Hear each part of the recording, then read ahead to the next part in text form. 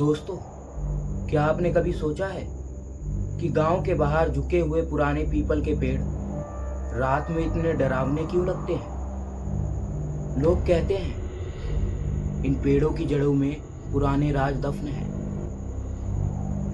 आज की कहानी रमेश की है, जो ऐसी ही रात को उस पीपल के पेड़ के नीचे वो देखता है जो शायद किसी को देखना नहीं चाहिए था।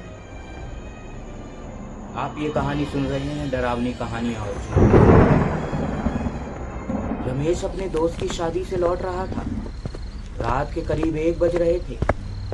गांव का सुनसान रास्ता, चारों ओर सन्नाटा और बस उसके कदमों की आवाज। तभी अचानक उसे एक मीठी खुशबू आई, चमेली के फूलों की खुशबू। उसे लगा कि आसपास कोई खेत होगा, लेकिन वहां सिर्फ एक पुराना पीपल का पेड़ था। जैसे ही रमेश उस पेड़ के पास से गुजरा, उसे पायल की आवाज सुनाई दी।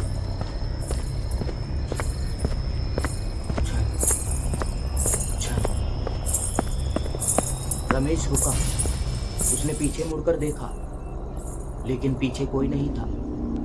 उसने सोचा शायद उसका वहम होगा, पर जैसे ही वो आगे बढ़ा, उसे पेड़ की टहनी पर किसी के बैठने की आवाज आई।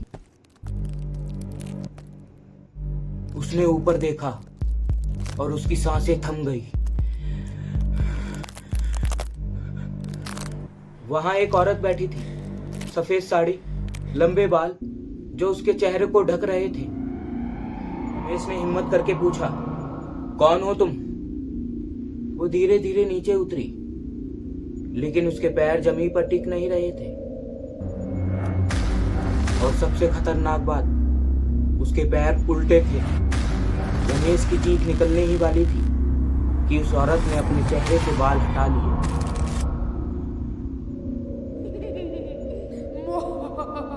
वहां कोई चेहरा ही नहीं था, बस भयानक अंधेरा था।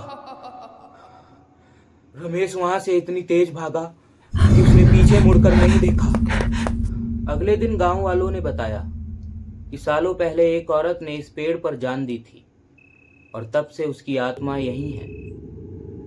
हर गांव की मर्यादा होती है, और बड़े बुजुर्गों की बातों के पीछे कोई ना कोई वजह होती है।